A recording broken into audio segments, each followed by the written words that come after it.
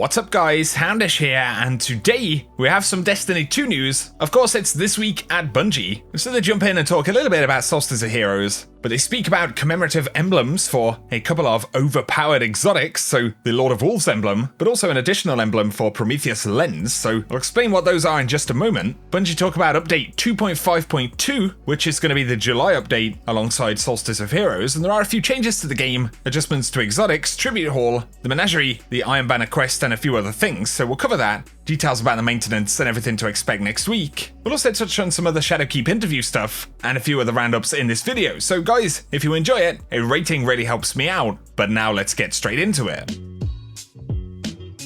So initially, in the blog post, they do talk about the fact that they announced Solstice of Heroes this week. They link all of the trailer and that good stuff in the blog post, and once again, if you have what it takes to fully upgrade your armor set to Legendary tier, you'll also find an Armor 2.0 version of your Solstice of Heroes set at the Gunsmith when Shadowkeep launches. And so do bear that in mind, you have to get the Legendary version of the Solstice set this year, which I believe is the Majestic set. That's technically the requirement to be able to unlock the 2.0 version, which will drop in September.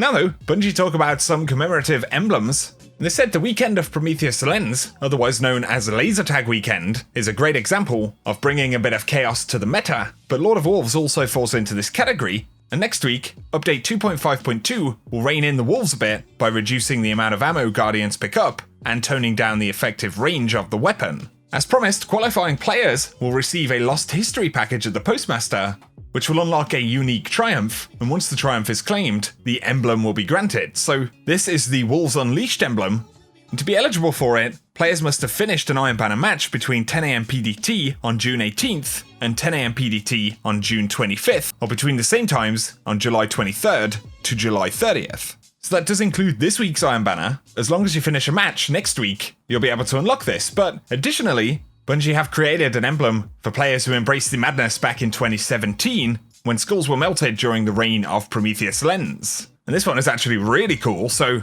back when Prometheus Lens was absolutely broken and Xur sold it, I actually remember Trials that weekend, but Bungie will be remembering it with a new emblem, and to get this you must have finished a Crucible match between December 8th and 12th of 2017, so nearly a couple of years back now. Obviously, if you didn't play a match back then there'll be no way to get this. And Bungie finished by saying, while we don't intend for these chaotic micro-events to happen, it can be an exciting time when things get a little crazy.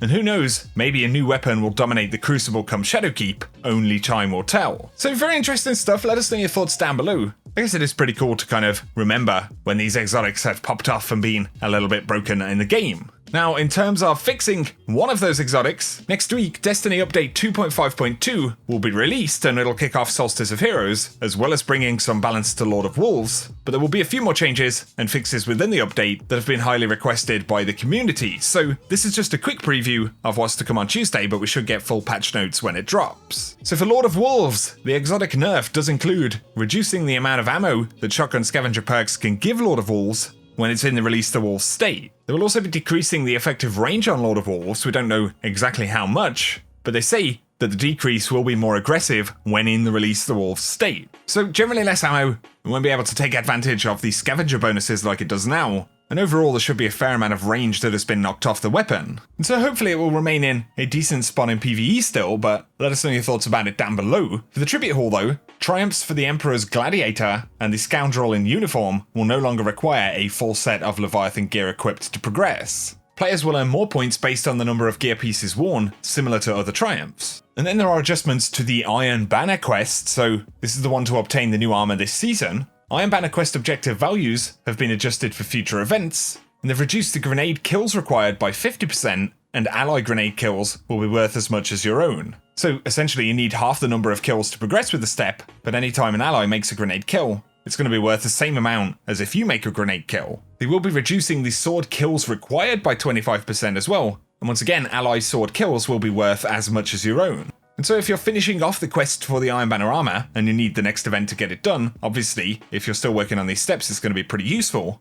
If you plan to grind the entire thing out, obviously, it's going to be quite a bit easier moving forward. And we should be getting another Iron Banner event sometime later on in August, but for the Menagerie and the Chalice, the Heroic Menagerie will now drop a sword for the first time completed.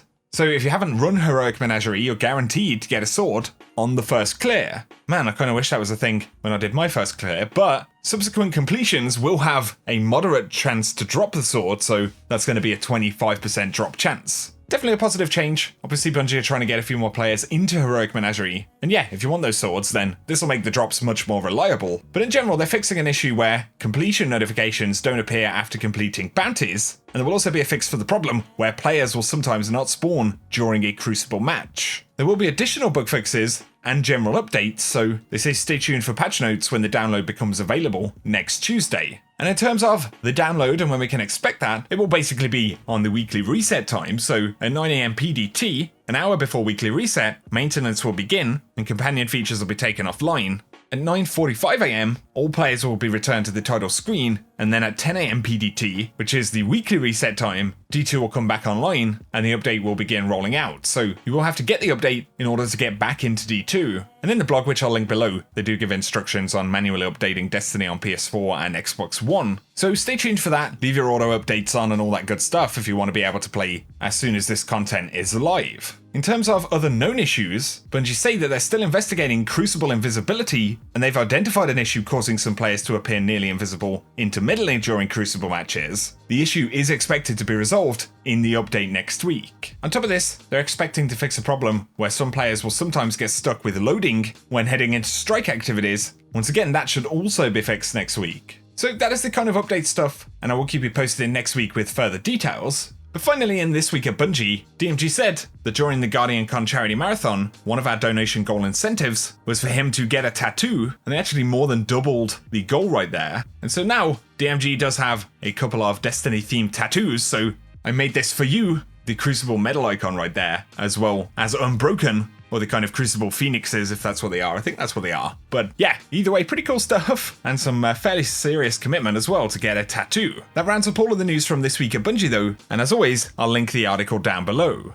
Now though, with the bulk of the Bungie updates and roundups out of the way, I wanted to briefly cover a new interview with Polygon and Bungie. And I believe this is the final interview from Ryan Gilliam at Polygon. There has been a whole bunch of recent coverage for Shadowkeep, so once again, I'll link all of that stuff down below. Here though, we get a few insights about returning content, how Bungie think about that stuff, and what Destiny 2 could look like in the future. So Polygon actually asked Luke Smith about other destinations that he'd like to see return to the game, and while he didn't quote any specific locations, he said, as a pretty hardcore Destiny player, I wonder what's happened on a number of those worlds. But as a game developer, there's a sort of practical reality too, and we probably couldn't explore all of those worlds in the director, and on the disc at the same time. And of course, there you have it, that is the technical limitation that's been spoken about quite a bit recently. We know that Destiny 2, especially being a game that's on console as well, can only really be updated until a certain point in time. And we get cryptic answers here, but Polygon did ask about returning content, like the possible return of raids like Crota's End. And interestingly, Luke Smith said you can jump down into the Hellmouth, but Crota's End isn't there. So that's interesting in itself. I'm not sure if that's purely a joke, or whether if we jump down into Hellmouth, we'll actually see something else in Shadowkeep, or whether they've kind of remastered the world in a different way. And he goes on to suggest that things like raids, but also content in general, the dev team at Bungie very much feel that they love a lot of the content they've produced equally, but Smith does say that the talented raid design team is itching to do new things as well, and we've got to find the best balance for what's the best use of their time and talent, and how does that work in the ecosystem.